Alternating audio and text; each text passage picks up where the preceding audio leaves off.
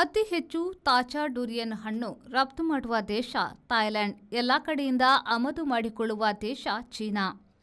Thailand ದೇಶವು ಅತಿ ಹೆಚ್ಚು ಡುರಿಯನ್ ಹಣ್ಣು ಬೆಳೆಯುವ ದೇಶವಾಗಿರುವಂತೆ ಅತಿ ಹೆಚ್ಚು ತಾಜಾ ಡುರಿಯನ್ ರಫ್ತು ಮಾಡುವ ದೇಶವೂ ಆಗಿದೆ.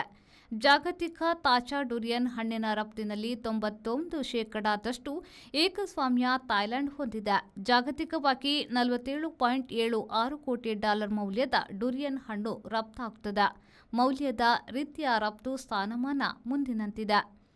ಥಾಯ್ಲೆಂಡ್ $41 ಕೋಟಿ, ಹಾಂಗ್ಕಾಂಗ್ $5.3 ಕೋಟಿ, Malaysia $34 lakh, Philippines $27 lakh, Indonesia $24 lakh, ಜೆಜಿಯಾ $61,000, ನೆದರ್ಲ್ಯಾಂಡ್ಸ್ $51,000, ಫ್ರಾನ್ಸ್ $36,000, ಜರ್ಮನಿ $8,000. ಎಲ್ಲ ದೇಶಗಳಿಂದಲೂ ತಾಜಾ ಡುರಿಯನ್ ಆಮದು ಮಾಡಿಕೊಳ್ಳುತ್ತದೆ ಚೀನಾ. ಸಿಂಗಾಪುರ, ಮಕಾವು, ಯುಎಸ್ಎಗಳು ಕೂಡ ಡುರಿಯನ್ ಆಮದು ಮಾಡಿಕೊಳ್ಳುತ್ತವೆ. ತಿರುಳು ಶೀತಲೀಕರಿಸಿ ವೆಜ್ ಮೀಟ್ ಮಾಡಿ ವಿಯೆಟ್ನಾಂ, ಸಿಂಗಾಪುರಗಳು ಒಂದಷ್ಟು ರಫ್ತು ಮಾಡುತ್ತವೆ.